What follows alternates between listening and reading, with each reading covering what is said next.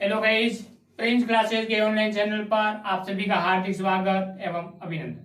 मित्रों, आज आपको दिखाएंगे कि हम जब किसी भी सब्जेक्ट के अंदर हम ज्यादातर टीचर यही कहते हैं कि आप नोट्स खुद के बनाएं और खुद के नोट्स बना करके यदि हम याद करें तो ज्यादा याद रहता है।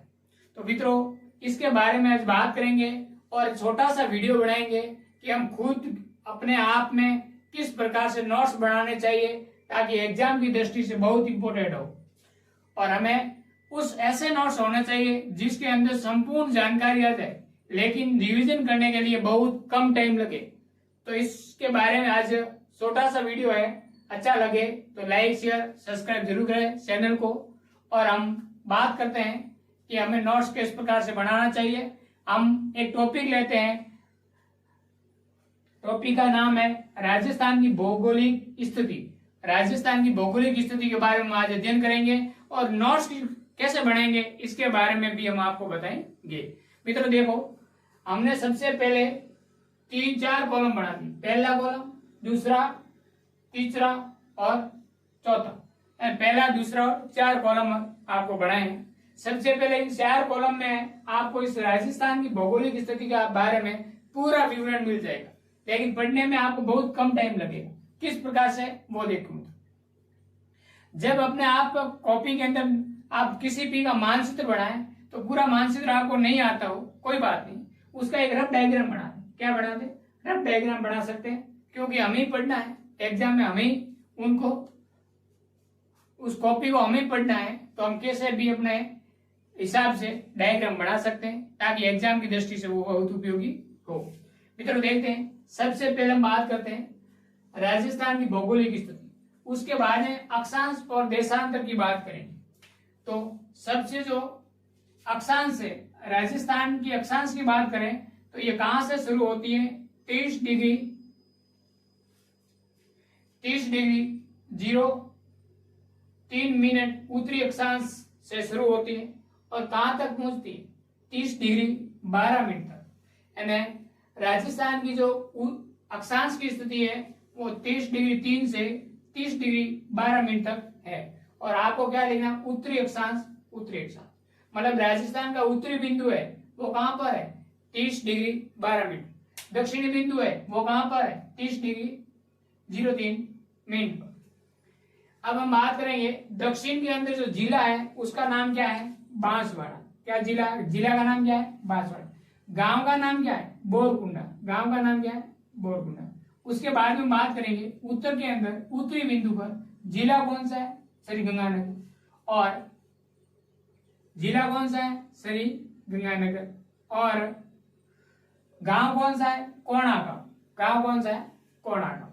ठीक है मित्रों, ये अक्षांश की स्थिति आपको समझ में आ गई। अब हम बात करते हैं देशांतर की। कहां से शुरू होता है? 69 डिग्री 30 मिनट पूर्वी देशांतर से 78 डिग्री 17 मिनट पूर्वी देशांतर तक। यानी राजस्थान का जो विस्तार है देशांतर के अंदर, पूर्वी देशांतर से पूर्वी देशांतर, अक्षांश में उत्तरी अक्षांश से उत्तरी अक्षांश, ये ध्यान रखें। दोनों की जगह उत्तरी अक्षांश आएगा और यहाँ पर भी क्या आएगा? पूर्वी देशांतर। 69 डिग्री 30 मिनट से 78 डिग्री 17 मिनट पूर्वी देशांतर राजस्थान का क्या है? विस्तार।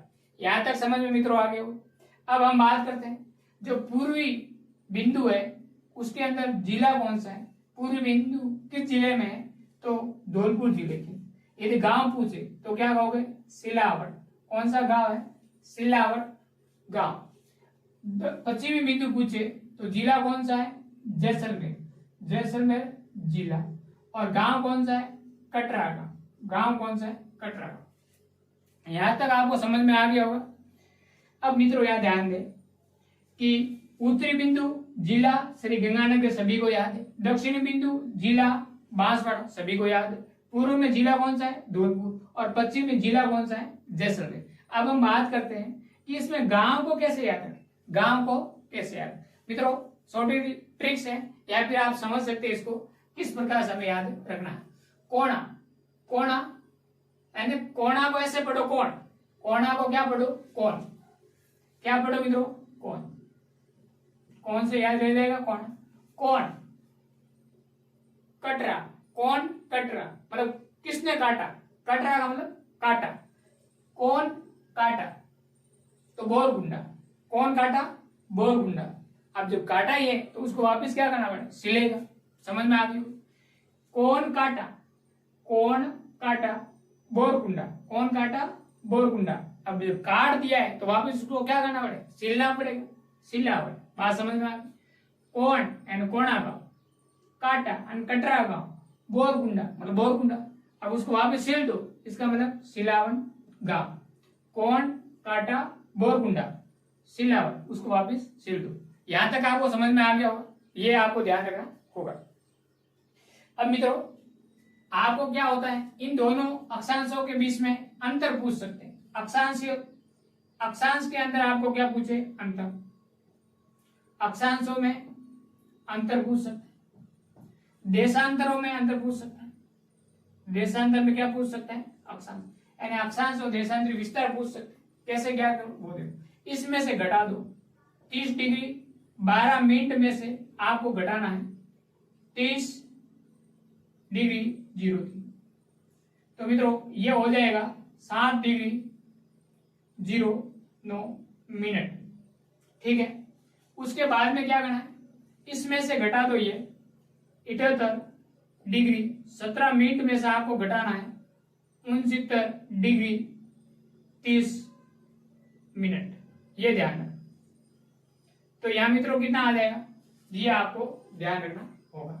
तो यह आ जाएगा आपको 8 डिग्री 47 मिनट। ये आपको ध्यान रखना 8 डिग्री 47 मिनट। कभी कभी मित्रों ये हो जाता है कि ये घटाने के बाद में ये अंतर आ जाता है। अंतर आने के बाद में ये अक्षांश और देशांतर का क्या आ गया, विस्तार आ गया। ये बात आपको समझ में आ गई होगी।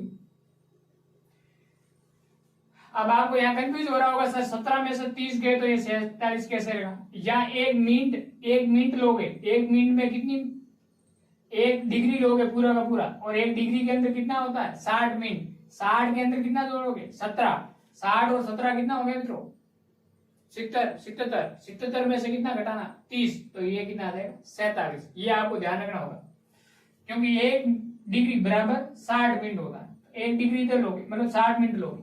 ये आपको समझ में आ गया होगा। अब दूसरा जो पॉइंट है, पहला पॉइंट हमें समझ में आ गया, दक्षिणी बिंदु, उत्तरी बिंदु, पूर्वी बिंदु, पश्चिमी बिंदु। जिला कौन सा है समझ में आ गया।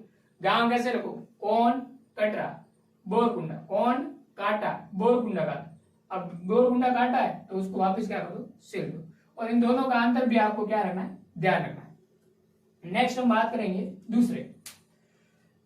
अब यहाँ क्या कौन सा बिंदु है, उत्तरी बिंदु। ये कौन सा बिंदु है, दक्षिण बिंदु। यहां से एक सीधी लाइन मिल रही है, यहां से सीधी लाइन मिल रही है। अब देखो मित्रों, ये कौन सा बिंदु है, पश्चिमी बिंदु। ये कौन सा बिंदु है, पूर्वी बिंदु। यहां से भी एक सीधी लाइन मिल रही है। इसका मतलब मध्यवर्ती अक्षांश और मध्यवर्ती देशांतर दोनों कहां, कौन से गांव के अंदर या कौन से जिले में एक दूसरे आपस में काटती है। अब देखो मित्रों, ये तो क्या है, अक्षांश है। ये कौन सा है, अक्षांश। और ये क्या है, देशांतर। तो इस राजस्थान के अंदर मध्य अक्षांश और मध्यवर्ती देशांतर दोनों कहां मिलता है, उस जिले का आपको क्या करना है, नाम बताना। ध्यान दो, दोनों जिला कौन सा है, नागौर। नागौर जिले के अंदर दोनों मध्यवर्ती अक्षांश और मध्यवर्ती देशांतर दोनों कहां मिलते हैं, नागौर जिले के अंदर मिलते हैं। ये आपको ध्यान रखना। उसके बाद में नागौर जिले के अंदर तहसील कौन सी, नागौर जिले के अंदर तहसील कौन सी, मेड़ता तहसील। कौन सी तहसील है मित्रों, मेड़ता तहसील। अब मेड़ता तहसील के अंदर गांव पूछ ले, कौन से गांव के अंदर ये मिलते हैं, तो आपको क्या करना, लामपो लाई। कौन सा गांव है, लामपो लाई। सेटेलाइट के अंदर दूसरा गांव आता है, उस गांव का नाम है गंगराना। कौन सा गांव है, गंगराना। लेकिन सामान्य पूछे तो लामपो लाई। ये बात समझ में।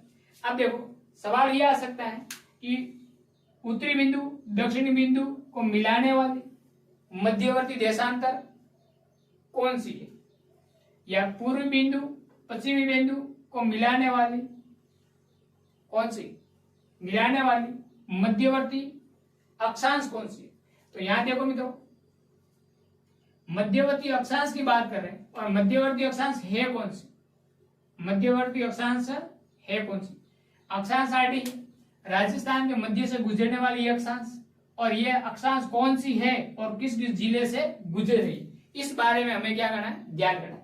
देखो तो यहाँ 23 से स्टार्ट हो रहा है, कहां तक जा रहा है, 30 तक जा रहा है, 23 से स्टार्ट होकर के 30 तक जा रहा है। इसके मध्यवर्ती अक्षांश कौन सी है, तो मध्यवर्ती अक्षांश का नाम है 30 डिग्री 34 मिनट, 30 डिग्री 34 मिनट, या लगभग हम कहते हैं इस कौन सी अक्षांश, 27 डिग्री अक्षांश, कौन सी, 27 डिग्री उत्तरी अक्षांश, ये ध्यान रखना, 27 डिग्री उत्तरी अक्षांश, ये आपको ध्यान रखना।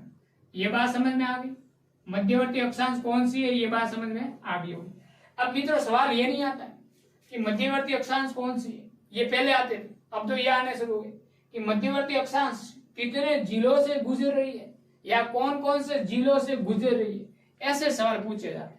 तब आपको क्या होते हैं, सवाल याद होते हैं, या फिर जिले में कंफ्यूज पैदा हो जाते हैं, और जिले एक दूसरे ऐसे दिए होते हैं कि कंफ्यूज पैदा हो जाते हैं, आपको इतना याद नहीं रहता है। तो फिर आप क्या करोगे, सबसे छोटी सी बात, जहां आपको याद नहीं हो वहां ट्रिक्स लगा दो, अपने मन की ट्रिक्स लगानी है, दूसरे के मन की नहीं, क्योंकि एग्जाम तो हम देंगे। अब जब एग्जाम हम देंगे तो ट्रिक्स भी याद किसको आनी चाहिए, हमें आनी चाहिए। हम बात करते हैं कि मध्यवर्ती जो अक्षांश है वो कौन सा है, लगभग 27 डिग्री उत्तरी अक्षांश, और वो कौन कौन से जिले से गुजर रहे हैं, उसके लिए हमें एक ट्रिक्स बनाना है। देखो ये आपको सीधी सी रोड दिख रही है, पूर्वी पश्चिमी बिंदु से पूर्वी बिंदु की ओर एक सीधी सी एक लाइन दिख रही है, यानी रोड दिख रही है, सड़क दिख रही है, ठीक है मित्रों। अब इस सड़क के इस पश्चिमी बिंदु से आपको कहां जाना है, पूर्वी बिंदु, पश्चिमी बिंदु से आपको कहां जाना है, पूर्वी बिंदु की ओर जाना है। अब जैसलमेर से शुरू हो गए, जैसलमेर से आपने क्या कर दिया, गाड़ी अपनी स्टार्ट कर दी, और गाड़ी धीरे धीरे कहां जा रही, पूर्व की ओर जा रही।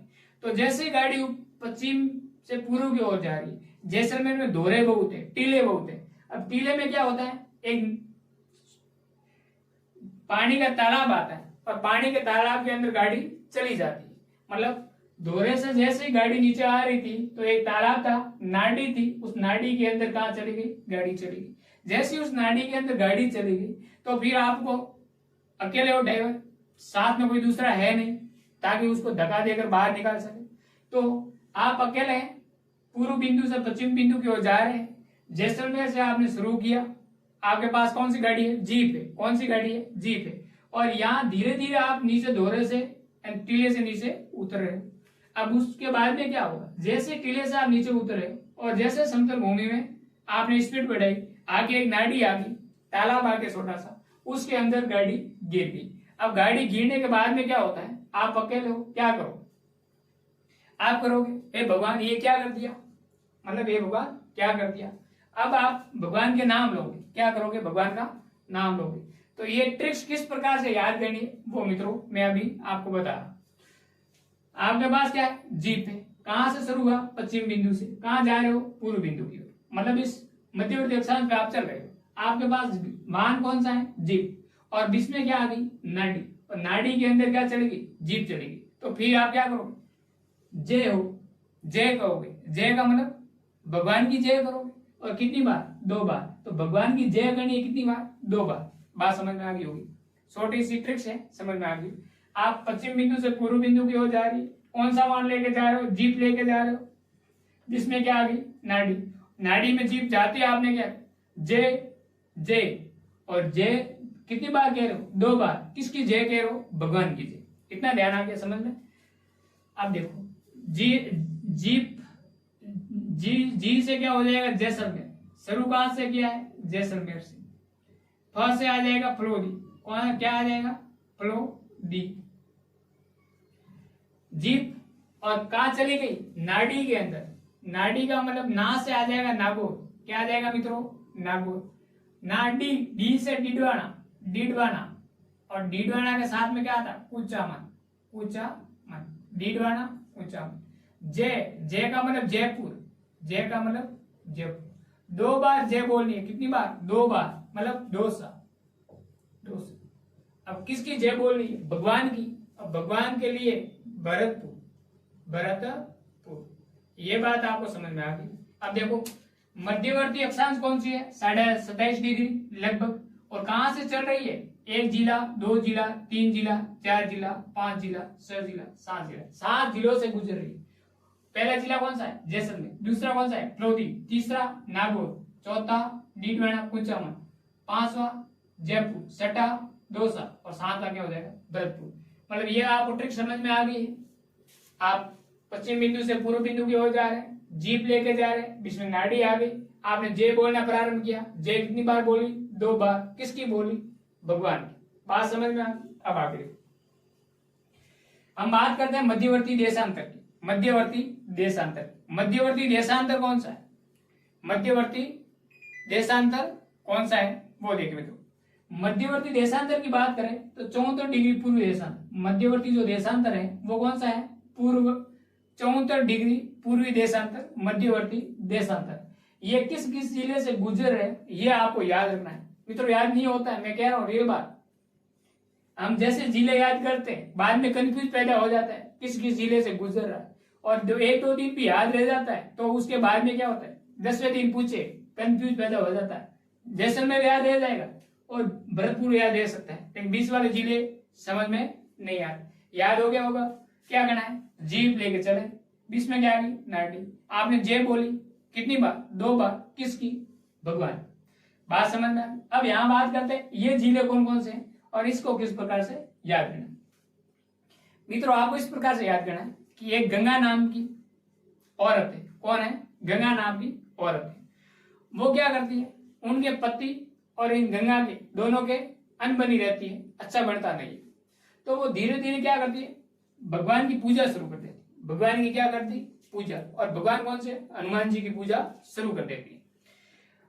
एक तो इस गंगा के समस्या ये थी कि उसके घर में बिच्छू आते थे और नाग यानी सांप आते थे। बिच्छू और सांप आते थे। और दूसरा क्या था? इनके पति थे उसके मतलब कम बढ़ती थी, अच्छा तालमेल नहीं था।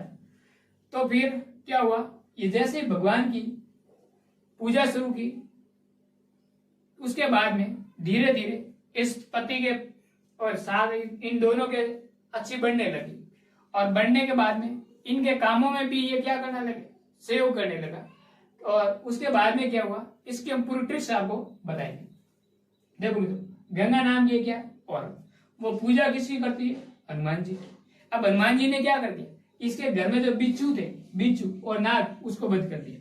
मतलब इसके घर में बिच्छू आ रहे थे और नाग आ रहे, उसको बंद कर दिया। पहला ही काम ये किया। गंगा पूजा किसकी करती है? हनुमान जी की। क्या कर दिया? बिच्छू और नाग इसको बंद कर दिया, घर में आने बंद हो गए। उसके साथ साथ में क्या?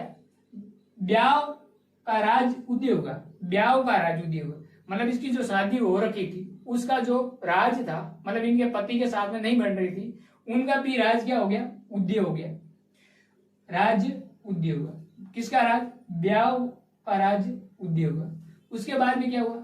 फिर पति मान गए। क्या कहा? मैं चलूं, मैं आपके साथ में चलूं। कहां पर? डोंगर पर। कहां पर? डोंगर पर। क्या लेने के लिए? बांस लेने के लिए। तो मैं चलूं कहां पर? डोंगर पर। क्या लेने के लिए? बांस लेने के लिए। मतलब वो उनके कामों में भी हाथ बटाना शुरू कर दिया। अब ध्यान दो तो गंगा है, पूजा किसकी करती है? हनुमान जी की। हनुमान जी ने क्या कर दिया? बिच्छू और नाग आना बंद कर दिया। दूसरा, ब्याह का राज उदय हो गया। उसके जो ब्याह हुआ था उसका भी राज क्या हो गया? उदय हो गया। क्या? चलूं, मैं चलूं। पति कहने लगा मैं चलूं डोंगर पर। क्या लेने के लिए? बांस लेने के लिए। यहां तक समझ में आ गया होगा तो आप देखते हैं कैसे याद करते। गंगा से हो जाएगा सरी गंगानगर। गंगा से क्या हो जाएगा? सरी गंगानगर। उसके बाद में हनुमान से हो जाएगा हनुमानगढ़। क्या हो जाएगा मित्रों? हनुमानगढ़। बी से हो जाएगा बीकानेर। क्या हो जाएगा मित्रों? बीकानेर। सू से हो जाएगा चूरू। क्या हो जाएगा मित्रों? चूरू। नाग से हो जाएगा नागौर। नाग से क्या हो जाएगा? नागौर। यानी गंगा हनुमान जी की पूजा करती है, हनुमान जी ने बिच्छू और नाग क्या कर दिए? बंद कर दिए। और दूसरा एक राज उदय हुआ। किसका राज? ब्याह का राज उदय हुआ। किसका राज? ब्याह का। अब देखो, ब्याह का मतलब ब्यावर, उसके राज मतलब राज संबंध, राज संबंध। ब्याह का राज उदय हुआ मतलब उदयपुर। उसके बाद में मैं चलूं, चलू का मतलब चलूंबर, चलूंबर। और डूंगरपुर, क्या है? डूंगरपुर। कहां पर जाना है? बांस पर, बांस लेने। क्या लेने जाना है? बांस लेने। डूंगर पर जाना क्या लेने की? बांस लेने की, मतलब बांसवाड़ा। कितने जिले हो गए मित्रों? 1 2 3 4 5 6 7 8 9 10 11, टोटल 11 जिलों से होकर मध्यवर्ती जो देशांतर 74 डिग्री ये गुजरती है।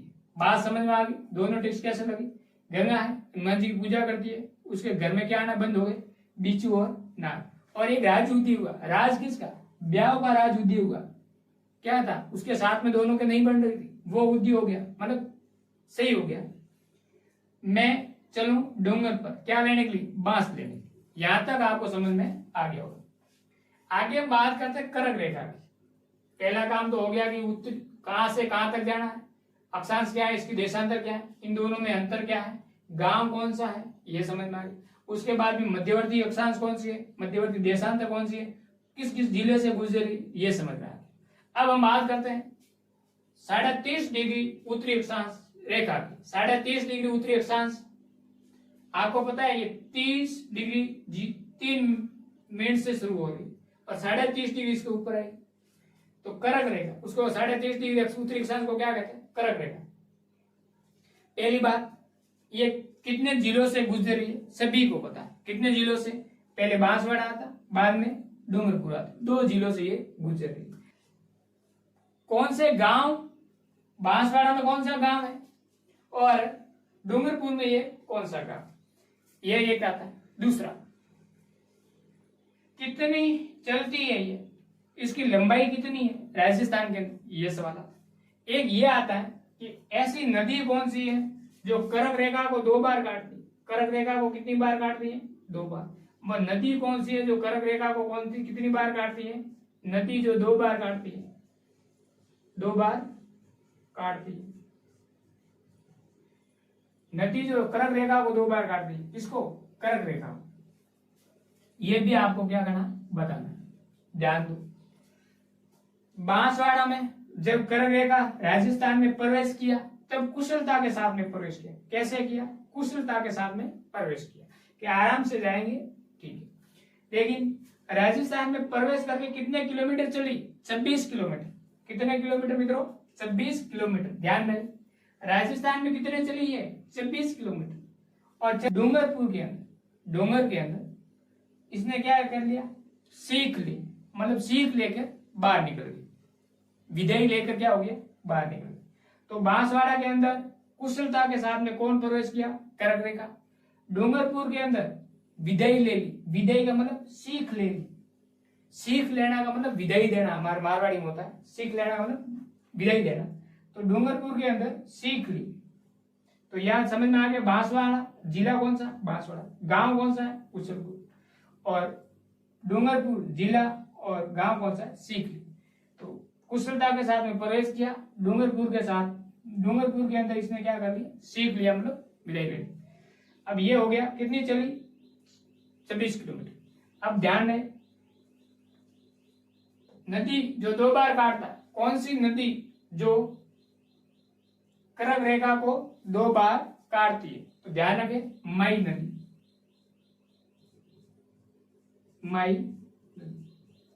मई नदी है, वो कर्क रेखा को कितनी बार काटती है? 2 बार। यहां तक समझ में आपको आ गया। अब हम बात करेंगे आगे। चौथा सवाल आता सूर्य का। क्या आता है? सूर्य। सबसे पहले आता सूर्य उदय कहां होता है, सूर्य अस्त कहां होता है। उसके बाद में सूर्य की किरणों का आता है कि सूर्य की किरणें सीधी कहां गिरती है और सूर्य की किरणें बाद में कहां गिरती है। यह सवाल पूछे जाते हैं। देखो तो उदय की बात करें तो सबसे पहले सर्वप्रथम सूर्य उदय, और जहां उदय होगा वहीं अस्त होगा। तो सर्वप्रथम सूर्य उदय और सूर्यास्त कहां होता है? धौलपुर के। कहां होता है? धौलपुर। गांव पूछ ले तो गांव क्या होगा मित्रों? ये तो आपके पास में जिला है, और गांव पूछ ले तो कौन कल्टा बोरकुंडा। अब इसको क्या करो? सिल दो, सिलावट, सिलावट। और सबसे बाद में सूर्य उदय को कहाँ होता है या सूर्य अस्त कहाँ होता है? जहां सूर्य उदय होगा वहीं सूर्य अस्त होगा। बाद की बात करें बाद की और पहले की बात करें पहले। बाद में सूर्य उदय या अस्त पश्चिम बिंदु में होगा। कौन सा जिला है? जैसलमेर। जिला तो कौन सा है? जैसलमेर। यदि गांव पूछ ले तो कौन? कटरा। तो गांव कौन सा होगा? कटरा। तो गांव कौन सा होगा मित्रों? कटरा। ये बात समझ में आ गई। अब किरणों की बात करें, ये जो सूर्य है वो कहां से चलता है? कर्क रेखा पर सीधा चमकता है। कर्क रेखा पर क्या है? सीधा चमकता है। मतलब यहाँ पर क्या है? सीधा चमकता है। इसका मतलब ये बिंदु दूर हो जाएगा, ये बिंदु पास हो जाएगा। दक्षिणी बिंदु बहुत पास और उत्तरी बिंदु बहुत दूर। तो सर्वाधिक तिरछापन, सीधापन तो कौन से जिले में? बांसवाड़ा के अंदर। और तिरछापन सबसे ज्यादा कहाँ होगा? उत्तरी बिंदु पर। जो जिला कौन सा है? सॉरी, गंगानगर। क्वेश्चन ये नहीं आता। अब क्वेश्चन का ट्रेंड बदल गया। क्या आता वो देखो। सर्वाधिक तापमान, सूर्य की किरणों के कारण सर्वाधिक तापमान। अब सर्वाधिक तापमान कहाँ आएगा? बांसवाड़ा के, क्योंकि यहां सूर्य की किरणें क्या पड़ती है? सीधी गिरती है। न्यूनतम तापमान,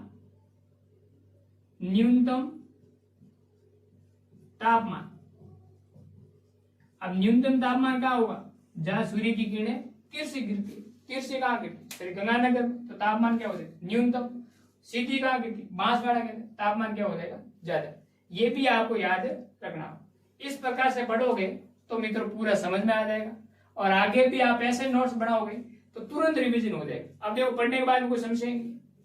आपको जिला याद है उत्तर की, आपको अक्षांश और देशांतर पता है, इसका अंतर आपको क्या है? पता है।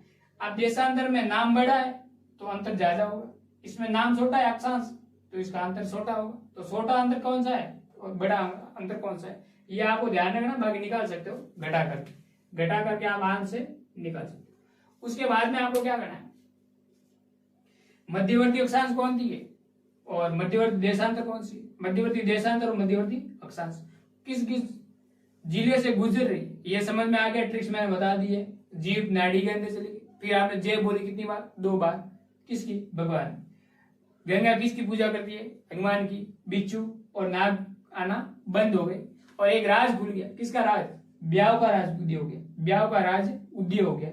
और वो मान गए पतिदेव। क्या हो गया? मैं चलूं डोंगर पर क्या लेने? बांस लेने। मैं चलूं डोंगर पर बांस लेने। उसके बाद में क्या है? कर्क रेखा। कर्क रेखा कहां प्रवेश करती है? बांसवाड़े के अंदर। कुशलता के साथ प्रवेश करती है। और निकलती कहां है? डूंगरपुर के अंदर। कैसे? सीख ली, मतलब वहां से हमने विदाई ले ली। कितने किलोमीटर? 26 किलोमीटर। नदी कौन सी है? माई नदी। कितनी बार काटती है? 2 बार। सूर्य की किरणें सबसे सीधी कहां पड़ती है? बांसवाड़े के। तिरछी कहां पड़ती है? गंगानगर। जहां तिरछी पड़ती वहां तापमान कम और जहां सीधी पड़ती वहां तापमान ज्यादा। उसके बाद में सूर्य उदय और सूर्य अस्त। सूर्य उदय कहां होता है? धौलपुर के अंदर। गांव कौन सा है? सिलावट। और अस्त कहां होता है बाद में? तो जैसलमेर में। और उदय भी बाद में होगा जैसलमेर में। गांव कौन सा है? कटरा। ये गांव कैसे याद रखोगे? कौन कटरा? बोरकुंडा। अब क्या कर दो? सील दो। यहां तक समझ में आ गया होगा। यदि वीडियो अच्छा लगा हो तो कमेंट जरूर करें। ऐसे और भी आपको नए नए वीडियो लेकर आपके सामने आएंगे। तब तक बने रहें। और अपना नोट्स में की बात आती है कि सर नोट्स कैसे बनाएं, तो ऐसे बनाओ अपने कॉपी के अंदर, ताकि आप जब एग्जाम के अंदर जाओ तो केवल पेज बदलने की आवश्यकता होगी। बाकी अंदर का जो भी मैटर होगा वो आपको 100% याद होगा। एक भी गलती नहीं करोगे मित्रों, ये बात पक्की है। यदि मित्रों ये वीडियो अच्छा लगा हो तो चैनल को सब्सक्राइब करें, वीडियो को लाइक करें एवं अपने मित्रों के साथ में शेयर करें। Thank you. मिलते हैं नेक्स्ट वीडियो के साथ।